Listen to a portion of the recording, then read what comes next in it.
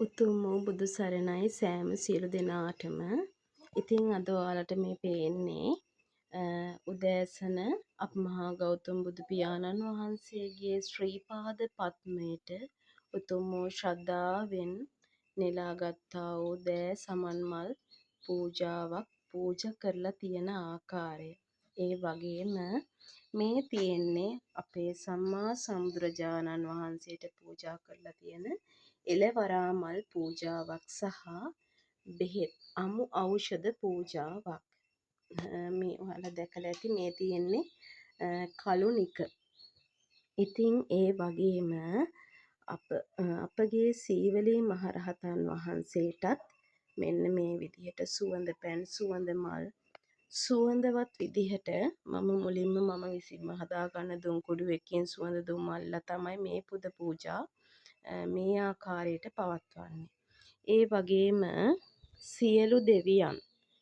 සියලු දෙවියන් සිහි කරමින් මෙන්න මේ පුංචි ආසනය තුල සියලු දෙවියන්ටත් පින් අනුමෝදන් කරලා මෙන්න මේ පුද පූජා දිනපතා පැවැත්වෙනවා උදේ හවස. ඒක මම හරි ආදරෙන් භක්තියෙන් කරන දෙයක්. ඉතින් අද මම මේ වීඩියෝ එක කරන්නේ මේ පුද පූජා පෙන්වනවත් එක්කම තව දෙයක් ඔයාලට වටහලා දෙන්න. ඒ තමයි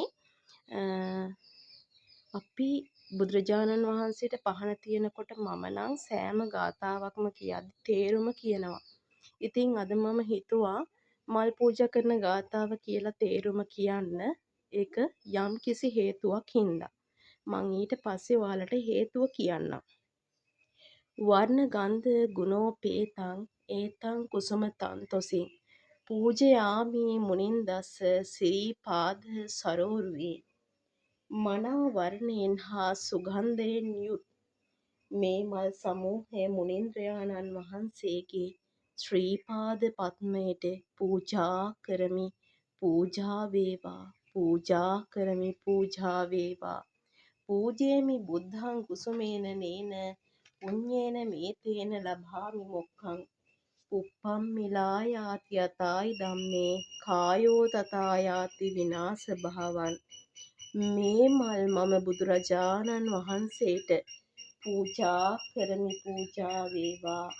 මේ පිනෙන් මට නිවන් සුවයම ලැබේවා. මේ මල් මැලවින්නාසේ මාගේ සිරුරද විනාශයට පත්වන්නේය. ඉතින් මේ උතුම් ගාථා දෙකේ තේරුම ඒකයි. ඉතින් ඇයි මිනිස්සයෝ අපගේ බුදුරජාණන් වහන්සේ ඉපදෙන කොටත් පොළවෙන් සත්පියුම් පොළවෙන් පැන නැගුණා. ඒ ශ්‍රී පාද පද්මයට අසීමාන්තික වූ ශ්‍රද්ධාවෙන් ඒ වගේම ඒකට ගෞරව බුහුමන් විදිහට. ඉතින් ඇයි මිනිස්සු බුදුරජාණන් වහන්සේට පූජා කරන මලක්වත් දෙන්න අකමැතිකමින් ලෝභකමින් ඇයි මේ විදිහට හැසිරෙන්නේ? ඉතින් ඒ වගේ දෙයක් මටත් ඊයේ වුණා. මට පළවෙනි වතාවට ඇත්තට මෙහෙම දෙයක් වුණේ.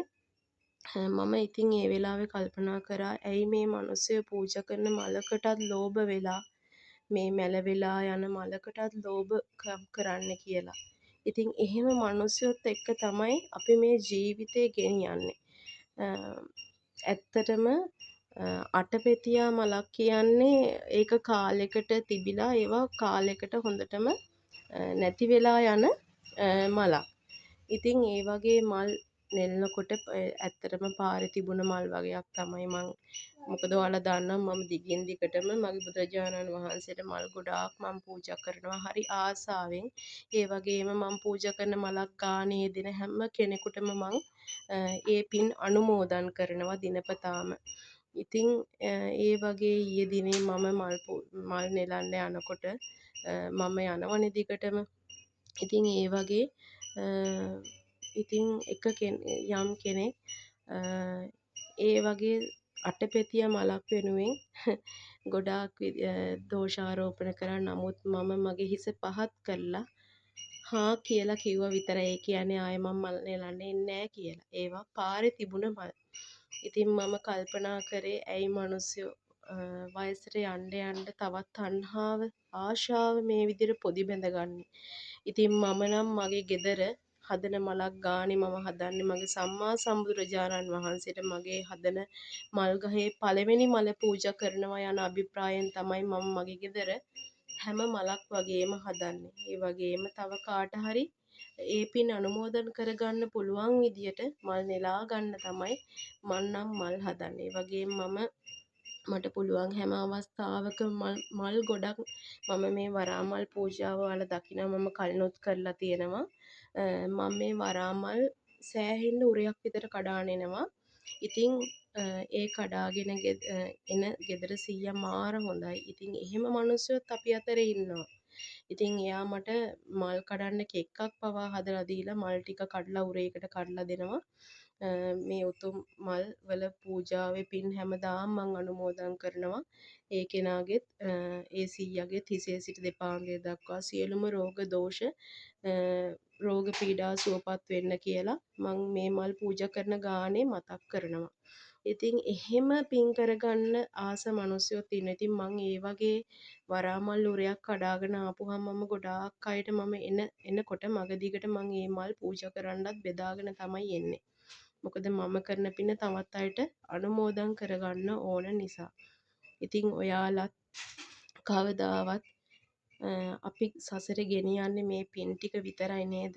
ඉතින් මේ පූජා කරන මලක් ගානේ ලැබෙන පින් ටික විතරයි.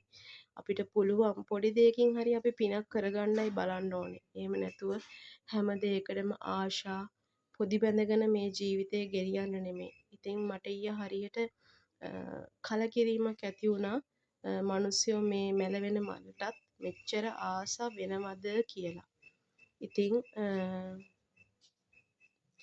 ඔයාලට මේකෙන් යමක් තේරුණා නම් ඔයාලගේ ජීවිතයට දෙයක් ගත්තා නම් ඉතින් ඒක තමයි මගේ එකම ධර්ම දානය පිණිස මම බෙදා හරින මේ සක්‍රියාව ඔයාලා හැමෝම මේ පින් අනුමෝදන් කරගනිත්වා අනුමෝදන්ම වේවා කියලා මම ප්‍රාර්ථනා කරමින් තවත් වීඩියෝ එකකින් ආයෙත් හමු වෙමු. බුදු සරණයි ඔයාලා හැමෝටම.